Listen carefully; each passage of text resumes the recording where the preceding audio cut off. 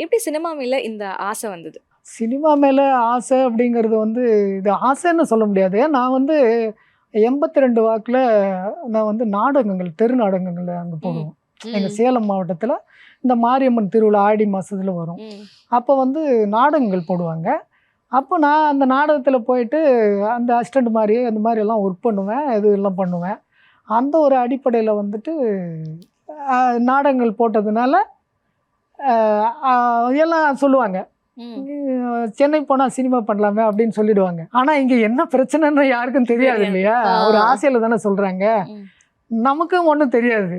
அதனால சரி போனா நல்லா ஏதோ பண்ணிடலாம் போல இருக்கே. நம்மள தான் எல்லாரும் பாராட்டுறாங்களேங்கிற ஒரு எண்ணத்துல ம்.